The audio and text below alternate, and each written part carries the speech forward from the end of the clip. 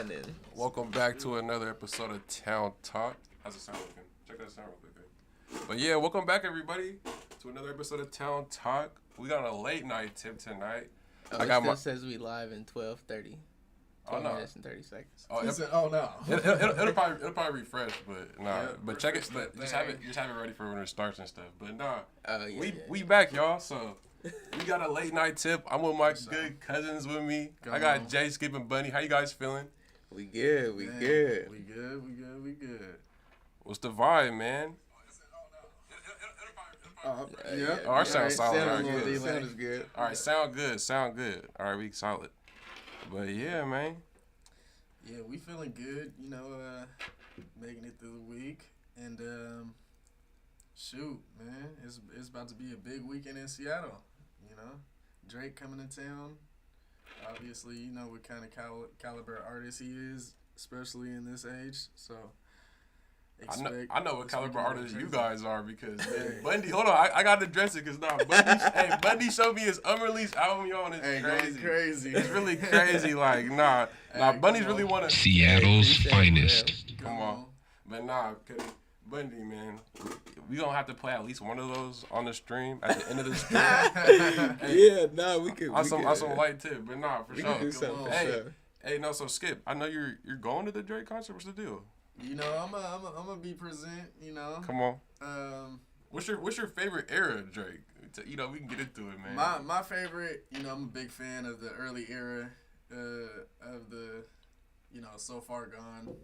Tapes when he first came out. I was a big fan of that. It was during a time where obviously is transitioning from middle school to high school, so they were those kind of songs, and so just growing with his sound, it just didn't align at some certain points, but he still has that old feel in his music, especially. So it's good that as an artist that he stays a little bit rooted, but I wish it was more rooted into that old sound. That's what I like the most, the soft, Come on. melodies, and then him rapping type thing, not the straight, trying to gas it. It is, I don't know. I mean, everybody said they want that old Drake back, Yeah, it's kind of like Kanye, man. You want that old Kanye back.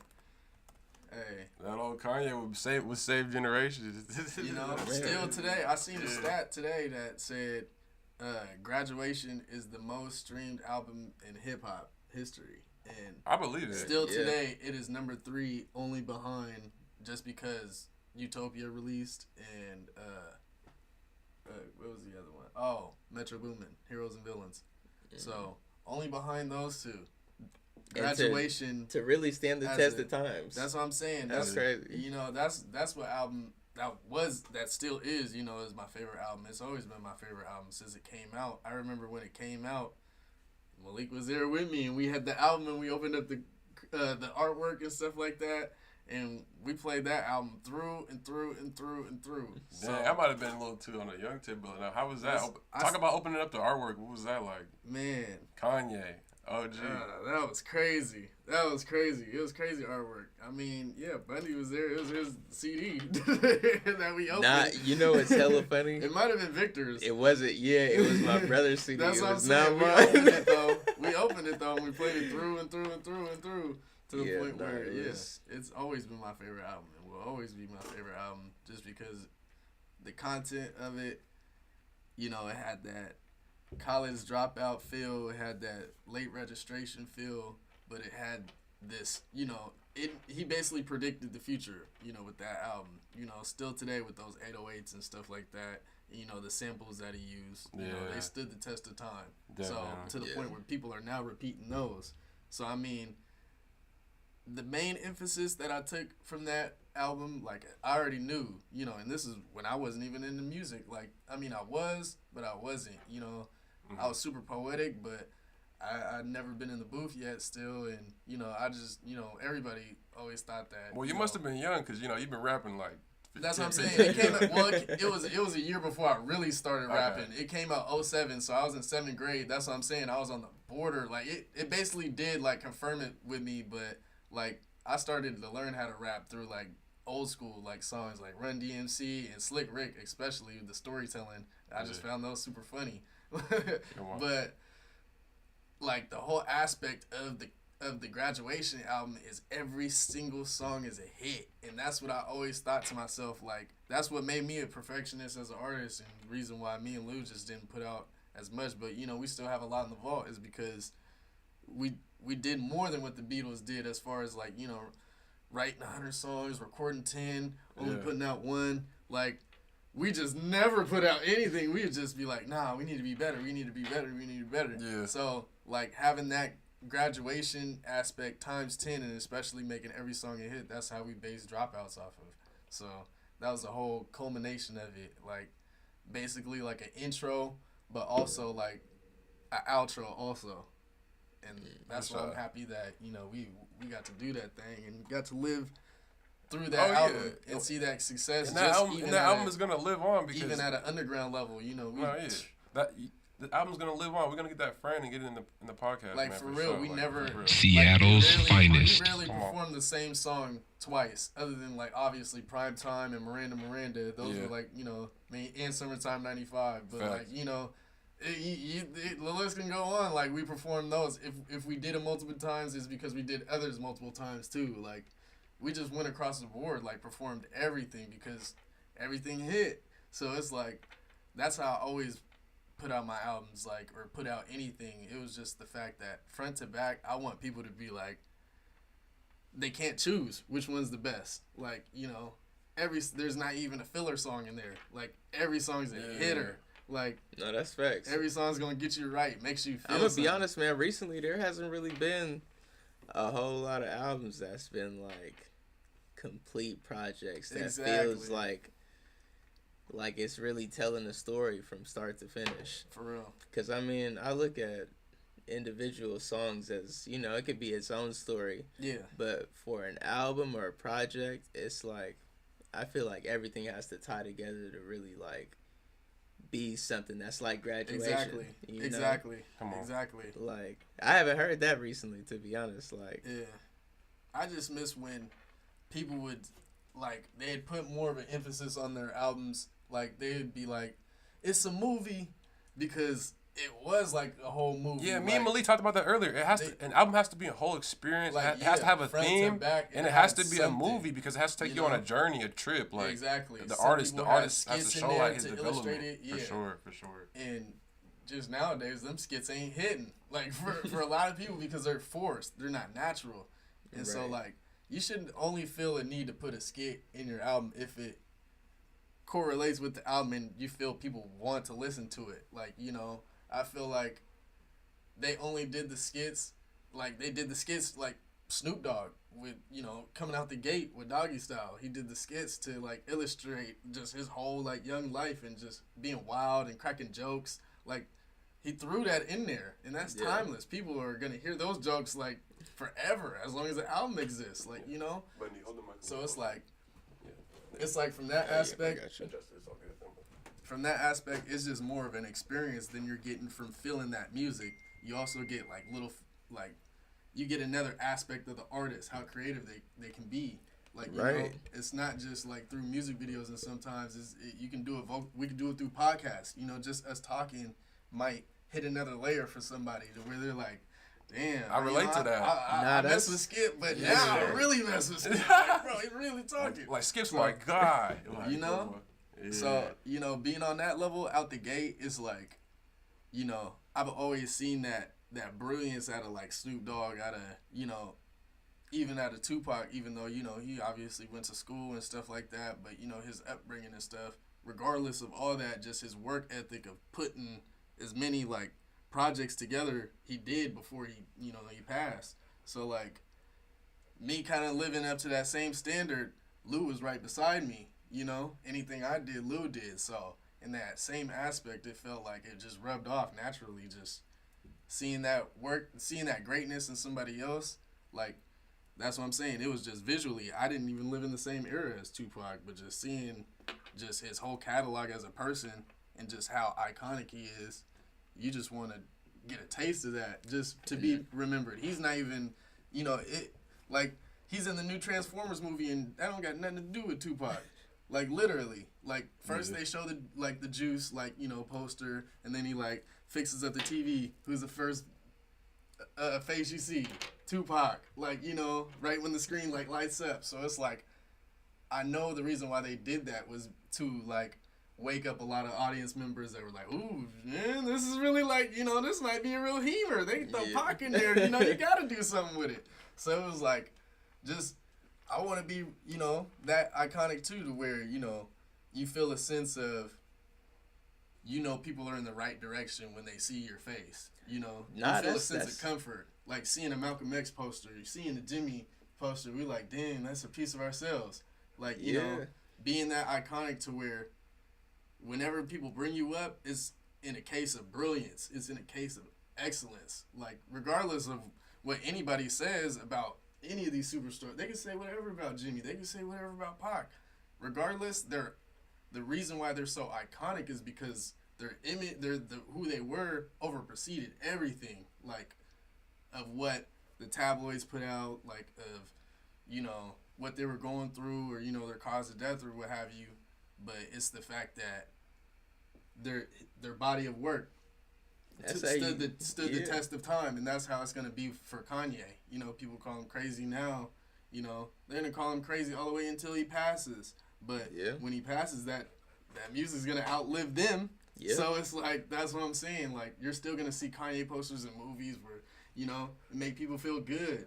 Like, you know, there's a piece of them. So I've always felt that nature of, you know, regardless of what you go through or, you know, what happens, is that as long as, you know, you got that sense of, you know, value towards yourself, it's always going to rub off. And, you know, watching the greats, even, you don't even have to be in that same era. It's just acknowledging it, you know, and respecting it. It's just going to naturally gravitate to you, you know? Yeah. That all goes, I mean, that's really about just being an inspiration to people. For sure. Know? Like, I feel like if you're pushing, like, the right motive, you know, like with us, it's always been peace, love, positivity. For sure. That's like, for sure. That's Jimmy's forte. Exactly. Exactly. So it's like with us in the family, that's what we try to push. Yeah. And I feel like when you're doing stuff like that, when you're doing positive stuff for your community and the people around you and stuff, like, that's how you become a real inspiration. For sure. For sure. And that's how you really stand the test of time, just as a person. For sure. Yeah, as a person, you'll always be remembered for, you know, what you do for people, you know. And sometimes that overproceeds of what you really are, you know. Yeah. So sometimes, like, you know, you could be the best person, but be behind closed doors, you know, not probably until you, like, you know, it really comes out that, you know, you support. That's why we hear, you know, all the time news tabloids about this celebrity was secretly funding this one and all that type of thing. But, you know, we could have championed it more when they were alive, but, you know, we waited until, you know, or maybe they wanted it that way. So, you know. Yeah, a lot of them are like silent investors and stuff like that, or like private donors. Exactly. You know. So, I mean, we were having this conversation before, but come on.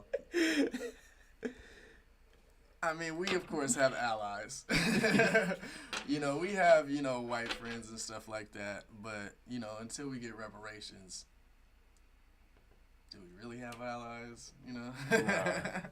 But nah, you know, regardless, you know, people are up for the good fight, and they know it's a dangerous fight, and that's what we've seen through, you know, through history. You know, fortunate we're enough to have movies like Selma illustrated, you know, almost 100, maybe even almost 100% to the T about, you know, just the brutality of it, of, you know, what some of the allies have to go through, you know, to fight for us, you know, even comes to death. You know, and that even translates today with the Rittenhouse, you know, the Kenosha shooter. You know, he killed 2 white dudes, you know, and that was at a black protest, you know. So it's like, you know, that's definitely a sacrifice, you know, for both sides, you know, that some people, it probably rubbed off on his family and woke those guys up, like, you know, the cause that he really, you know, sacrificed for. You know, they didn't win in court, so it's not like, you know, you can get anything out of that. You just got to realize that, you know, what he stood for was something greater than, you know, anything that they could do nowadays. You know, they still have little slight control over the justice system. You know, they have control over the justice system, so they're able to avoid some of that stuff like they did for Rittenhouse. Because, you know, regardless of anything, how is a kid able to kill 2 people and it not be his gun? And, you know, it's just you can't say what is the world? You can't say too much. It's, so you know, it's political, but it's just what are we to the world when, you know, this is our everyday life, to where people see this and they could even think that for themselves, that, you know, they could probably get away with it, you know, but it's just the level of almost like urgency to live now, like to really live life, like in the moment. I feel like, I'm saying, man, people have done, like, because they feel like life is so shorted, because they've seen a lot of people pass early and stuff like that. That's why you have a lot of these young people, you know, doing what they're doing, robbing cars, don't even need to be robbed, just, you know, the kid boys doing their thing, sweeping the nation with that, you know, that's one thing. But then the murders and all that and the switches, it's like, what war are we fighting, you know? Accept crazy. Ourselves for this, for our whole lives, it's been this way. But, you know, it feels like it's only increasing, because it feels like, you know, this music is also rubbing them off the wrong way, because they just see, you know, the music, they see who's popping and all this, and it translates to pride, to feeling like you need to be, you know, in order to build your image, you got to do some stuff. So, you know, but I feel like COVID had a lot to do with that, because a lot of people were inside and they were sheltered for 2 years, bro. Yeah, like, for sure. That's crazy. For 2 years, but basically, it's a lot everybody of felt like they was in prison for a second. It's a lot of factors from mental and physical. That's what I'm saying. And it also goes with the parenting too. Like, it couldn't be strong if these guys they had 2 years to be in house and be babied again, and they wigged out. Like, you know, they were waiting to, you know, I mean, that was 2020 when people were busting into stores and, you know, robbing and stuff like that. But now, I mean, I don't know if it was part of the topic, but, you know, California now has that law where, you know, they made it a misdemeanor and stuff like that. And, like, what law?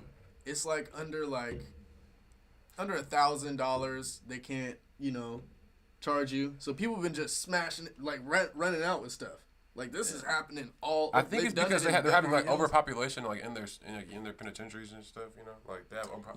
Where they can't lock people up. They can't even. They have to like look at some. That's what I'm saying. Cali is overpopulated. Bad, crazy, so. Regardless, like, Cali is just super dense. Like, you know, it's not. I mean, Seattle's getting like that too. That's what I'm saying, and it's getting like that over here too. So for that matter is, you got people living with this just sense of urgency that they could just come up in a flash. Like, if they just hit this lick on this car, if they hit this lick, you know. So that's why. Have you seen the video in Oakland where they were just, bro? They was going car to car, smashing, taking stuff out. Next car, smashing. Like, and there was somebody just following them the whole time. They had took off their license plates, so they was just filming like a car. That's crazy. It's that's scary. One of them, someone was actually in it. Yeah. Like, you could hear someone screaming. They didn't care. It smash, grab, whatever. I don't know what people are keeping in their car that's so easily accessible. Cuddy, you know about the Bay Area. Tell a story about the Bay Area. The story we heard. Oh man, the homie that worked that week. I'm not gonna say no names. No names, but you know. But you know, John Doe, Jane Doe. But Jane the Doe. homegirl. Jane Doe. Jane Doe. She was what park is that? Whatever lake. Merritt Lake or Lake Merritt or Lake Merritt for sure. Lake something Merritt, like that. Something like that. Something like that. The lake, you know. Y'all know the lake. The poppin' lake. My Bay Area peeps, y'all know the lake. It's in Oakland. Yeah. So they do all the festivals there. Every summer. I think it's Merritt. But anyway, she said she was parked there. She's meeting her like homegirl or something like that. And her car, you know, when she stopped the car, it unlocks the doors. So she's like on her phone, like looking down.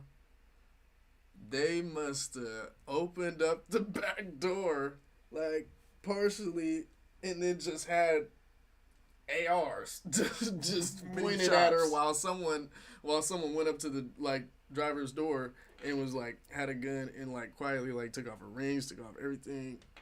Nah, but they couldn't even get her ring off. Oh, yeah, they couldn't get her ring off, so. And she was like, they wouldn't let me leave. It was Jay. Yeah, like, oh, my gosh, like, bruh,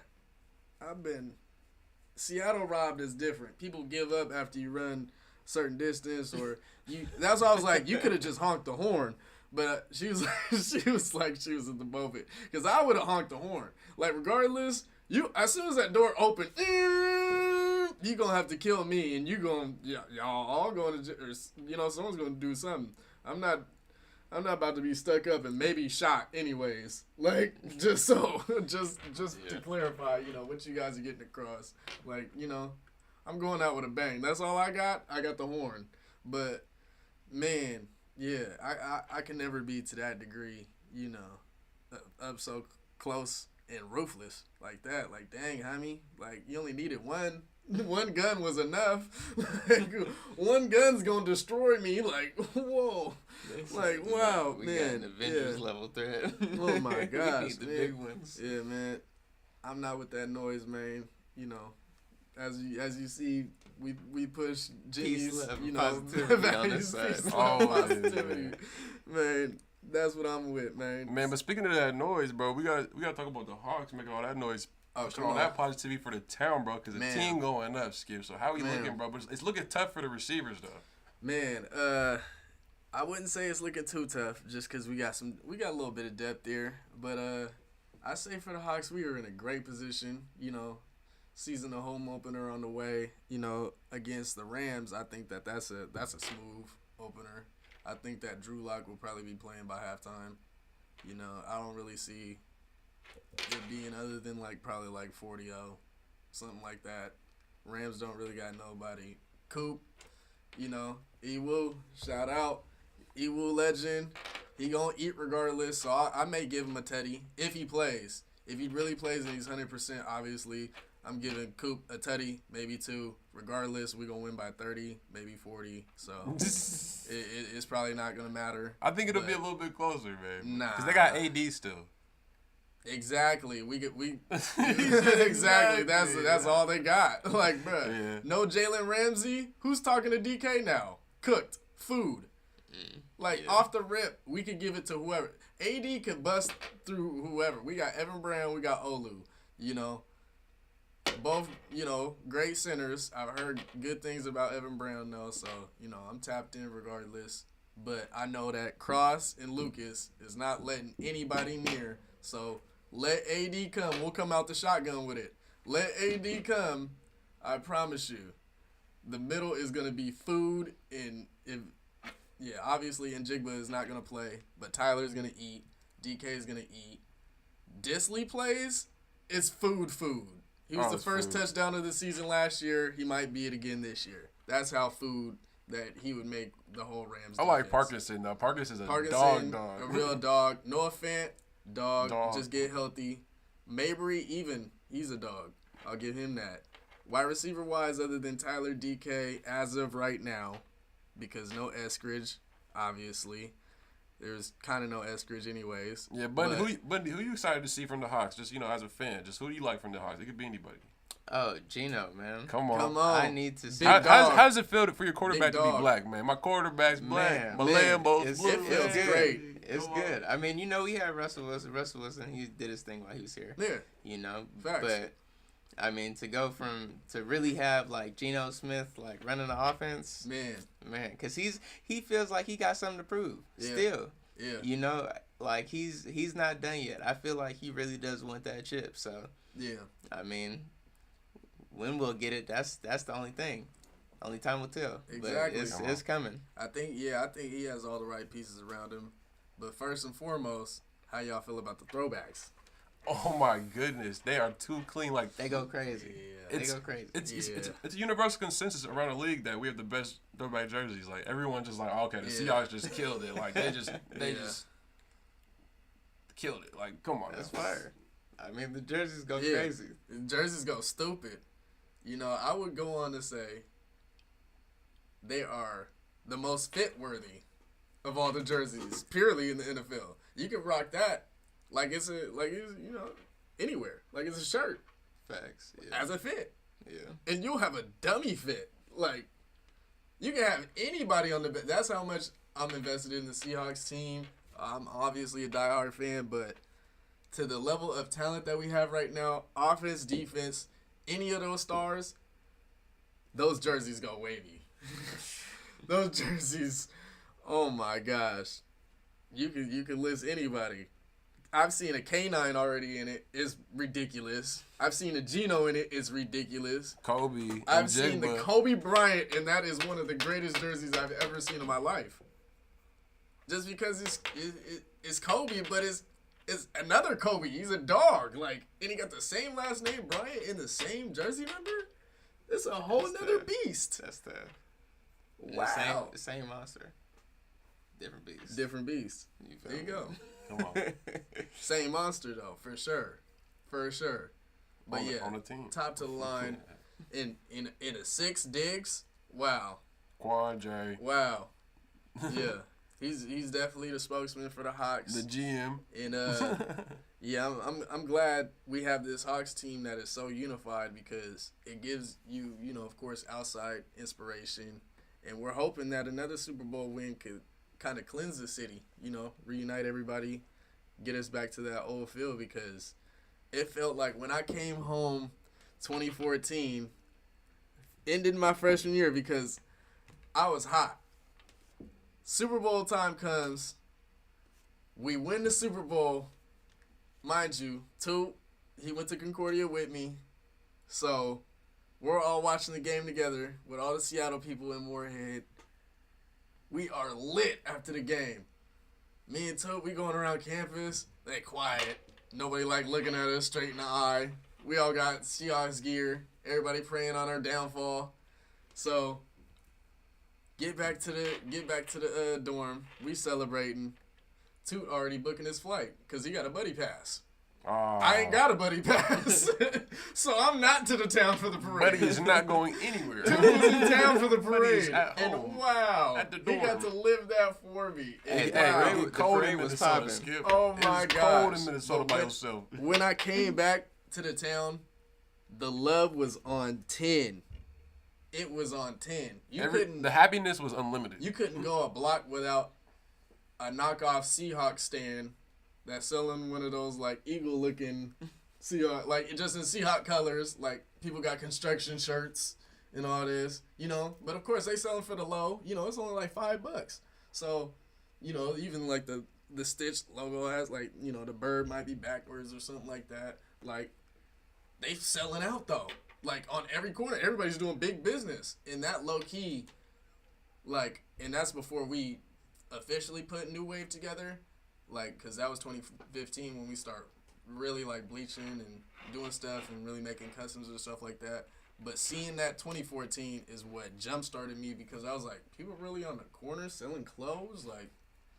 And they not even, designer clothes or, their own brand. They're just selling just hot gear. That's lit. That is lit. I can't believe people is doing that. Or selling, lately, you even see the dude, in front of T-Mobile Park. Well, he'll sell the knockoff Seattle hats and stuff like the Mariners, in the Mariners, lettering, embroidery and stuff like that.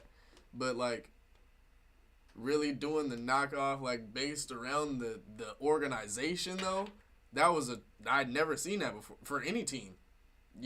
Everybody usually does their own merch, or, they get, outside group to do their merch, jerseys or something like that, or Hanes. They'll have just regular printed tees. But I had never seen knockoff shit that people were actually rocking, just because it was the colors and shit like that, not even caring, just to rep the Seahawks. Yeah, everybody was repping Seahawks when we won. That shit was crazy. But then when we lost, oh my god. When we lost, it was heartbreak. Right, it was beyond heartbreak. And everybody was like, F the Seahawks. Yeah. Betrayal. It was more than betrayal. It just felt like a stab directly to the heart. Like, not even to the back. Because it's like they looked you in the eye. We all saw them not give the beast mode. Nah, you're not winning this time. Like, I remember watching that game and thinking it was, like, cleanup duty. Like, mind you, Seahawks fans, we had just won the year before. Mind you, we had just won the year before. Now we got everybody at our school, believers. Right. They got the big projector screen. Everybody got on lime green. Nobody's doing nothing but watching the game. They went from Vikings fans to, we gonna rock with the Hawks too. Like, just because they're here, like, in the vibes, like, fuck it, we're Hawks too. Like, but we created that whole vibe for that school. Just for us, like, when we're, like, close, we thought it was a wrap because we had it, like, in our dorm, like, downstairs, like, event room. So, like, the whole dorm, like, and the dorm has, like, over, like, 200 people, like, so it's a big, like, conference room, like, type shit, and they got the big projector and all. We're thinking already fourth quarter, everybody done wrapped up, like, dang, you guys got 2 in a row? Damn, that's filthy, We go back to the room with all the pizza. Like, we had stacked up, like, hella pizza. Me and two, we go back to the room. And I remember it's just on the goal line. We got one timeout left. I'm like, oh, yeah, let's get it. We're shaking up everybody's hand. They must have did the play right when I had my back turned. And they're like, oh. And I'm like, oh, shit. I put up my hands. And they're like, no. And I'm like, no. Like, and it was crazy because, leading up, like, we were beating them so bad that my dad FaceTimed me with Justin, like, crying and stuff like that because Justin, a Patriots fan, he's like, Justin's saying that he hates everybody. And he's just like FaceTime. My dad just trolling and, he got Justin just with his Patriots beanie over his face. Just I will say that Cuddy Justin was always a loyal Patriots fan before the Super Bowl. But he's with the Hawks now. I couldn't mess with him that time. But yeah, he's rocking finally after all these years. Come on, finally. hometown. You're bound to come home. Hey, and that's just like beast mode. Hey, if we really finish this season healthy on top, let's get beast mode back on the little Super Bowl contract. Hey, let's just get him back. He's not let's retired. Just get him back. He said he ain't retired. Let's just get him back. Hey. He's the pride and soul of the town of Seattle Seahawks, like football. Like as far as us having a vibe going into championship football, he needs us. Yeah, he needs to be the leader in that. Either some way or somehow. I know last year he did a whole show when we went to Munich. That was comedy. We need to have more of that this season, but if we really, I'm always hoping and praying, man. If we are on top, we need to give him just as some cushion. Man, sign that man. Just give him a little Super Bowl, little playoff run contract. Come on. We could have Dallas, Charbonnet, Walker, Lynch. Nobody else. We good. Okay, but looking at the season though, who you think could stop the Hawks? Like I don't feel like there's only more than 2 teams that can really give us any problems. That's what I'm saying. That's the Chiefs and the Eagles. Chiefs and Eagles, but obviously they always gonna hype up the 49ers. They're obviously always gonna hype up. Oh, we got them this year. I'm confident of that. They're gonna hype Cincinnati because it may be Joe Burrow's first game back. So, obviously for Joe Burrow's a problem. But coming off an injury, man, take your time. Don't pull a Russell Wilson. That's all I'm gonna let you know. Obviously you're way younger than him. You can bounce back faster, but wouldn't hurt to wait another game, man. He said just after just the let Hawks. us get that, man. Then we'll see you in the Super Bowl, man. You can stay healthy. You guys can take a little quick L. You don't need it. You'll maybe take an L anyways. That's all I'm saying. Don't even risk it, man. You know how we coming. You know how our D-line coming. Yeah, we coming with it. And I think first game's going to be a big emphasis just because Bobby's now playing his former team for a year. So it's like he better make sure we win with he's all really the, going to show out. Codes, Obviously, he's going to show out not only for his game against his first game against his former team, but now his first game back as a Seahawk, legend as he is. Like, that's going to be, like, double emphasis for him just for showing that, his worth is, like type thing, like leveling up from last year, but also embracing his role here and stuff like that. And man, it's just crazy that we even have him back still. Like, still, I'm like, how did we lose him? Like. I mean, but he needed to get paid. We didn't pay him, bro. He needed to get paid. I feel like at the end of the day, that's always the problem. I mean, these athletes deserve to get their money's worth. I mean, these owners are making billions of dollars. Running backs, for sure. Like Saquon, like that's your whole team. Yeah. You're really banking on your whole team, leaving in the offseason if you don't pay him. Like, yeah. It don't matter who you have. You lose Saquon, who are you? You guys are back to the New York Giants, like. Back to the weak ones. Yeah, I don't even. Just the Tiki Barber, and that was it. That's it. That's all you had was Tiki. Not the Brandon Jacobs Tiki. I'm talking about just regular, just Tiki. Like, that's all him back there. Yeah. Like, bruh, you're Sean Alexander with no line. That's cooked. That's filthy, but, you're cooked. You're not doing that. You're not winning no but games. Saquon, like no matter where he goes, if he goes to an elite team next year, they're going to become, I don't even know what to call it. Like, Christian McCaffrey going to the 49ers, that was one thing because he's a dog, but he's not I don't fear him like Saquon. Yeah. I don't think he's going to run through my whole team and keep going at a, crazy speed to where people got to either catch him or just let him go. Like, he's more of a crafty way to get yards type of. He's always he's a yards eater. He can just twist for more yards and stuff like he's not gonna go he's not a Lynch. He's not a power back in any way to where people are really struggling to tackle him. It's the fact that he's crafty. Almost like a Danny Woodhead on steroids, literally. Like Danny Woodhead for the Patriots, bro, used to bop around, as a white running back, bro. You don't see that. Like, where bro really, getting loose? Like, come on. Nah, I'm going to be honest, bro. I've never but seen. But McCaffrey be getting loose. Like, he be getting loose. He's dumb crafty. But as far as a Josh Jacobs, a Saquon, Jonathan Taylor, yeah. I think those guys go crazy, for sure. I don't know why the Colts aren't paying Jonathan Taylor. Because they're waiting. I feel like everybody's waiting. They're asking for a first-round pick for him, though, and that doesn't make any sense. Like, why would you ask for money if you're not going to pay him? Like, you're asking the equivalent of what you would pay him. Yeah. Like, that don't even make any sense. I mean, who knows what these owners be thinking. Him, Saquon, it's crazy because they just paid Daniel Jones. Yeah. And he is not even near. Like, imagine, that's what I'm saying. Football, I know they hold their tongue a lot because, bruh, you're not a better football player than me. But how are you getting all these mills, bruh? Like, that's like a rapper being on your label, not nearly selling as much as you, no flow, no nothing, but just because he's good with, the label head, he's getting mills. Yeah. And you barely eat. That's... Unfortunately, that's how it is in the business, man. That is grimy. They just gave him that contract, too. He's getting, $40 million a season, bro. Yeah. And bro can't even get, 10? Yo.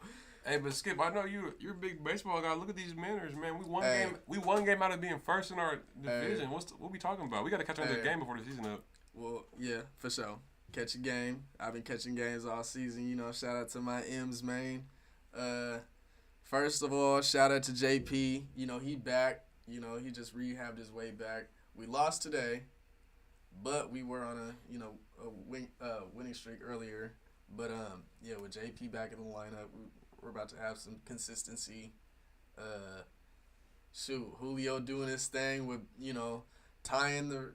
I think he ended up breaking the record for the youngest player with the hit streak, having 13 hits in a row.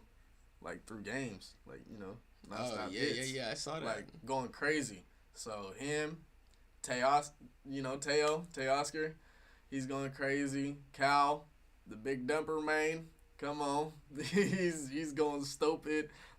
It's just crazy the energy that we have for the Mariners now, to where they built this culture of like, you know, tradition, like them like dancing in the circle, or them, you know, putting on the little hat, or having that the trident, like, or having the little chain or whatever, like, you know, doing all that. It just makes it more like not only entertaining for the fans, but also like, you know, it builds a culture within the whole you know, organization, to where, you know, you recognize them for this, you know. Let me ask you this though: how long before the M's win a World Series? See, that's tough, because I've done listen to numerous people, you know, speak on this topic too. I think we are right there as talent wise. We couldn't be any closer. They say that we're the most playoff ready team in the history of the Mariners, top to bottom, with pitchers. Like, the whole depth is there. Obviously, I'd have to disagree, because, you know, the time that I grew up with, you know, was Ken Griffey Jr., John Olerud, Alex Rodriguez, Jay Buhner, Randy Johnson, like numerous Hall of Famers and numerous people who, you know, did a whole bunch of stuff. So, you know, growing up with that Seattle culture is one thing, but I think also when they put Ken Griffey Jr. in office, he built that culture there too, because he brought a lot of those former teammates on to the organization too, to where Brett Boone's working in the office.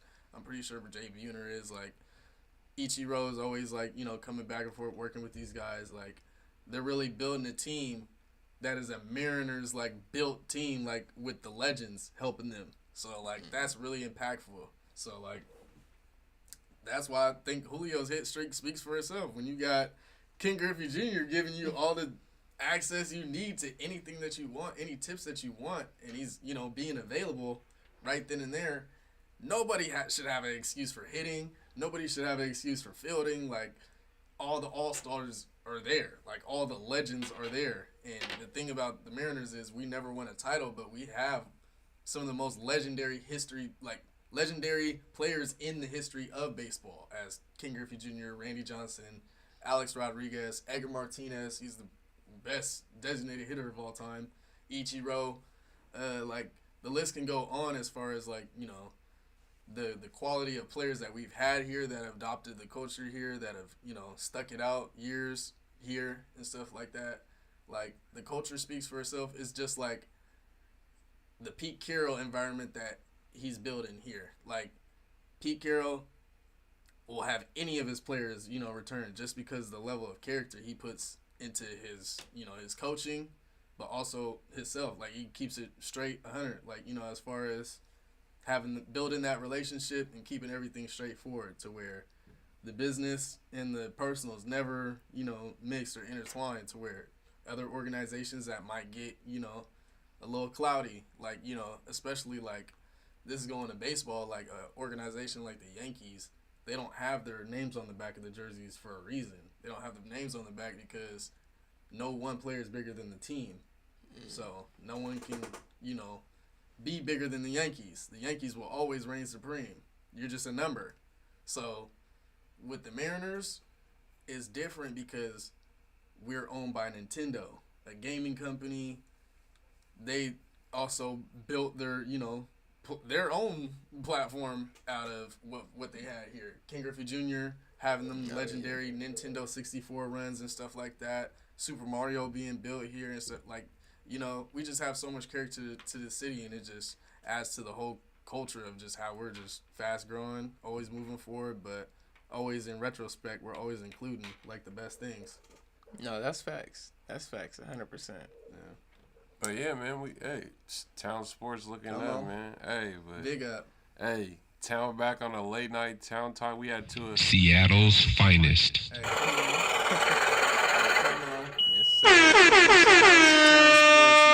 Hey, Town Sports, man. Shout out to the Storm, even though they're not doing too good this year. But hey, in the drive next year, let's get Angel Reese. Bring her home. Come on.